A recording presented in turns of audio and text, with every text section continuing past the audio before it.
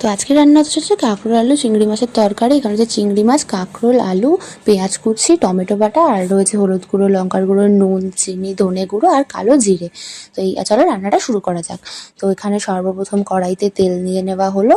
তারপর তেলটা একটু গরম হলে তার মধ্যে দিয়ে দিতে হবে কালো জিরে ফোড়ন। কালো জিরে ফোড়ন দিয়ে দেওয়ার পর তাতে দিতে হবে কুচিয়ে রাখা পেঁয়াজগুলো। কুচিয়ে রাখা পেঁয়াজগুলো দিয়ে একটু ভালোভাবে নেড়ে নিলে তার মধ্যে দিয়ে দিতে হবে কেটে রাখা আলু ও কাঁকরোল। তো চলো এভাবেই আমাদের রান্নাটা শুরু হলো। তো আজকে রান্না হতে চলেছে কাঁকরোল আলু চিংড়ি মাছের তরকারি। এটা বাঙালি রান্না। তোমাদের ভালো লাগলে অবশ্যই লাইক, কমেন্ট, শেয়ার, চ্যানেলটাকে সাবস্ক্রাইব করে দিও। তো দেখতেই পাচ্ছ একবার ঢাকনা দেওয়া হলো, কারণ আলুটা যাতে একটু সেদ্ধ হয়ে যায়। তো দেখতেই পাচ্ছ পেঁয়াজ, আলু, কাঁকরোল সব হালকাভাবে ভাজা হয়ে গেছে। তো এরপর আরও একবার এটাকে ঢাকনা দিয়ে দেবে। তো দেখতেই পাচ্ছ এভাবে আমাদের রান্নাটা হচ্ছে। তো চলো তোমরা আমাদের সাথে থাকো, পাশে থাকো, ভিডিওটা পুরোটা দেখো। দেখো এর মধ্যে কথা বলতে বলতে দিয়ে দেওয়া হলো চিংড়ি মাছ।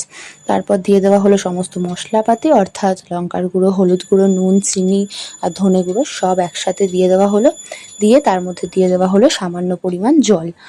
তো দেখতেই পাচ্ছ ওদের মশলাগুলো একটু লেগেছিলো বলে তাতেই জল দিয়ে একটু ভালোভাবে মিশিয়ে নেওয়া হলো। দিয়ে সামান্য পরিমাণ জল দিয়ে ভালোভাবে সেটাকে নেড়ে চেড়ে দিয়ে দেওয়া হলো ঢাকনা। এবার রান্নাটা তখন ফুটে যাক।